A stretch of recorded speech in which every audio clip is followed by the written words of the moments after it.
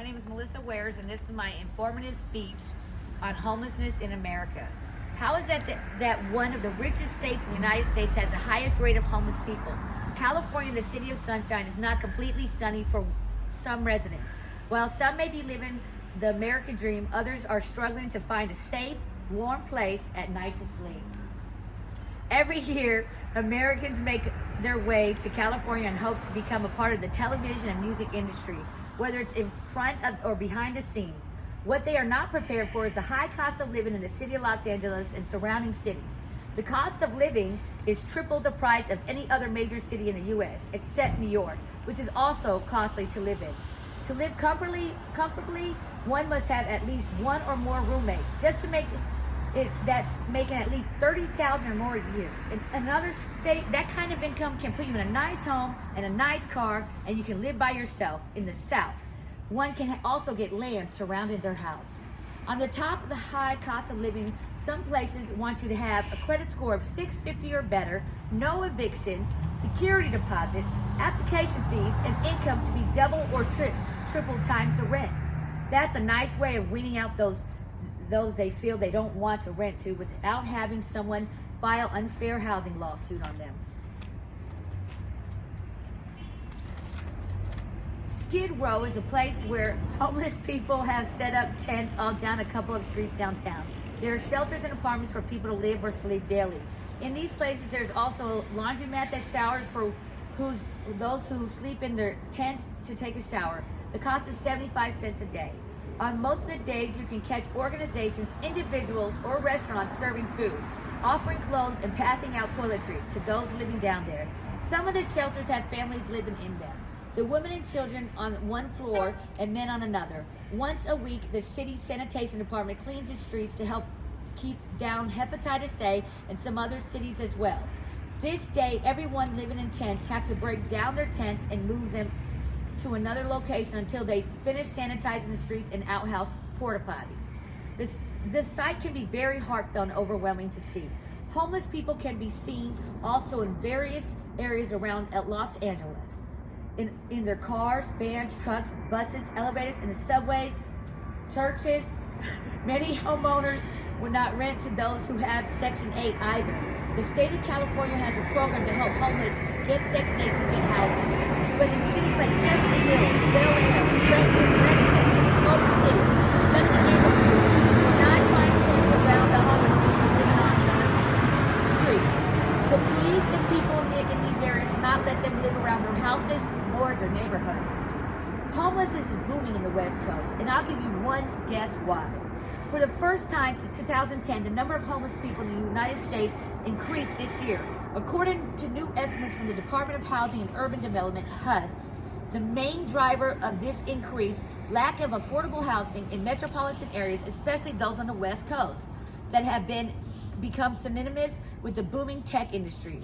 As a whole, homelessness was declined 13% across the nation since 2002, and most states have followed this trend since last year's HUD Continuum of Care data was released.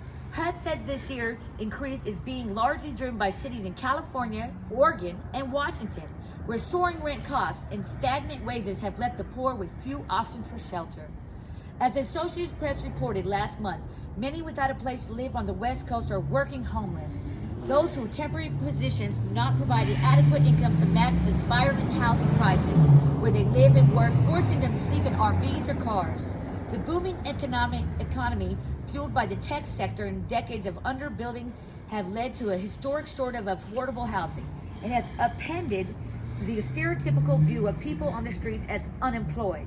They are retail clerks, plumbers, janitors, even teachers who go to work, sleep where they can, and buy gym memberships for a place to shower. With housing costs rapidly rising, tent cities have cropped up in the cities like Portland and Los Angeles, where homelessness spiked over 25% since last year, leading to public health crisis. California declared a state of emergency earlier this year after multiple cities suffered an outbreak of hepatitis A. San Diego now clears its sidewalks with bleach to combat another epidemic. The AP reports city governments and nonprofits are overwhelmed with the tide of long-term homelessness, a figure that grew 12.2% since last year. And the wealthy companies that have driven up living costs in these cities have not been quick to offer solutions of their own. It's similarly unclear what, if anything, HUD plans to do to address the problems faced by those being forced out of metropolitan areas by stagnant wages of soaring rents and increasing costs of living. HUD Secretary Ben Carson, who once famously referred to poverty as a state of mind, said today in an interview with NPR that we just need to move a little bit away from the concept that the only government can solve the problem by throwing more money at it. When the city infrastructure pushes it to its limits, that's precisely what the federal government was supposed to do. Reallocate funds to meet growing need. Unfortunately, they nearly 5,400,000 homeless people counted by HUD this year. That seems unlikely to happen. Check the statistics. Little is known about homeless young people identified as being homeless, and how they identify may or not be associated with service utilization. This study of 444 homeless young people attending Los Angeles area drop-in center explores the associations of demographic characteristics, homelessness characteristics, negative lifetime experience, mental health symptoms, technology use, and past MUD service utilization in identifying as homeless. 52% of the sample identify as being homeless, being Black, a current traveler, and a history of injection drug use were all significantly associated with a decreased likelihood in identifying as homeless. However, having a poor, fair health, accessing shelter services, and reporting one's substance abuse as reason for homelessness were all significantly associated with identifying as homeless. There are important service implications for reaching young people who are in need of services, but may not identify with the target population labeled homelessness. Blacks are more affected by homelessness more than any other race. Hispanics and Asians live anywhere from 5 or more in a household working together. There are a lot of young people that is also homeless, and the students attending colleges. Colleges in California have a rule that the students homeless can take showers at the college that she is attending without having a gym class.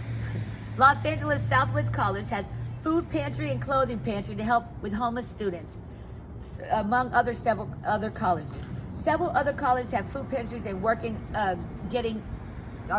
the work of getting pantries. Will homeless ever be resolved anytime in the near future? No, probably not.